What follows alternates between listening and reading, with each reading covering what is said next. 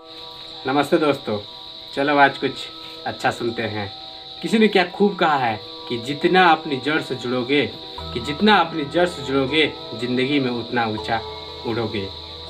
Hi guys, मैं रघुनंदन। आइए सुनते हैं एक छोटी सी कहानी। आज की कहानी एक सच्ची घटना पर आधारित कहानी है। यह कहानी एक ऐसे स्टूडेंट की है जिसने समाज को यह मैसेज दिया कि चाहे परिस्थिति कैसी भी हो, अगर हम में उसे पार निकलने का जज्बा है तो हम निकल ही जाएंगे और कड़ी मेहनत से कठिन मंजिल तक पहुंचा जा सकता है। यह कहानी एक ऐसे स्टूडेंट की है जो बहुत पुअर फैमिली से बिलोंग करता था, जिसे 2 वक्त की रोटी के लिए भी कड़ी मेहनत करनी पड़ती थी।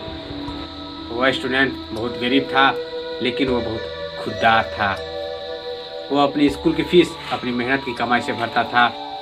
वो अपनी किताब भी अपनी मेहनत की कमाई से लेता था, चाहे उसके लिए उसे एक रात खाली पेट क्यों ना सोना पड़े। वह स्टूडेंट कुछ न कुछ काम करके अपनी फीस इकट्ठा कर ही लेता था। वह स्टूडेंट पढ़ने में बहुत अच्छा था। उस स्टूडेंट की ईमानदारी और अच्छाई को देखकर कुछ बच्चे उससे जलने लगे, उससे ईर्ष्या करने लगे। एक बार उन्होंने उसे चोरी के इल्जाम में फंसाने की सोची। उन्होंने प्रिंसिपल के पास जाकर उसकी शिकायत कर दी कि वह दूसरों के पैसे को चुराता है और उससे अपनी फीस को भरता है और किताबें खरीदता है। इसके लिए उस स्टूडेंट को उचित दंड दिया जाए। प्रिंसिपल ने उन बच्चों को सांत्वना दिया और भरोसा दिया कि वे इस मामले की जांच करेंगे और दोषी पाए जाने पर उस बच्चे को उचित दंड दिया जाएगा। प्रिंसिपल ने उस स्टूडेंट के बारे में पता लगाया तो उन्हें पता चला कि वह स्टूडेंट स्कूल के बाद खाली समय में माली के यहाँ सिंचाई का काम करता है और उससे जो पैसे मिलते हैं उससे वह अपनी फीस भरता है और किताबें खरीदता है। अगले दिन प्रिंसिपल ने उस स्टूडेंट को सामने बुलाया और उससे पूछा कि अगर तुमको इतनी दिक्कत होती है तो तुम अपनी फीस माफ़ क्यों नहीं करवा लेते हो। तो उस स्टूडेंट ने उत्तर दिया कि अगर मैं अपनी सहायता खुद कर सकता हूँ तो मैं खुद को बेवश क्यों बनाऊँ और अपनी फीस माफ़ क्यों करवाऊँ।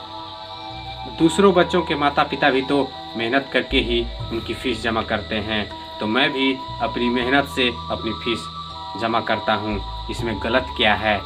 वैसे तो आप ही ने सिखाया है कि कर्म सबसे बड़ी पूजा है।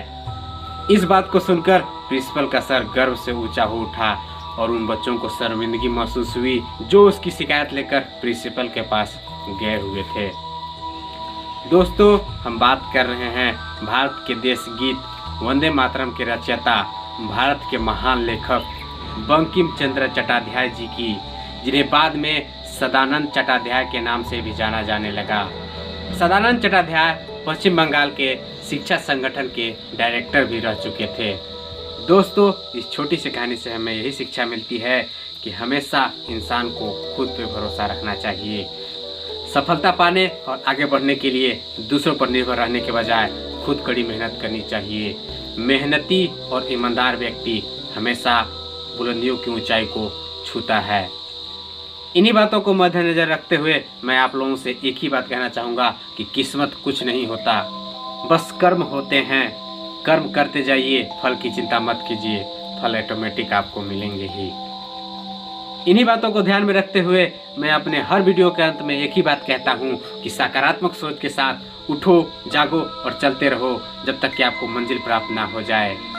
अगर मेरी कहानियाँ आप लोगों को अच्छी लगती है तो मेरे चैनल को सब्सक्राइब करें, लाइक, कमेंट, शेयर करना ना भूलें। आपका कीमती समय देने के लिए और मेरी कहानी सुनने के लिए दिल से शुक्रिया। Thank you.